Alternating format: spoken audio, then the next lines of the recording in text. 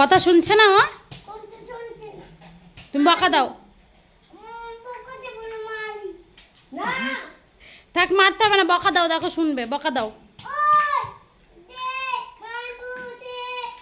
বলো লোকের জিনিস নিতে হয় না।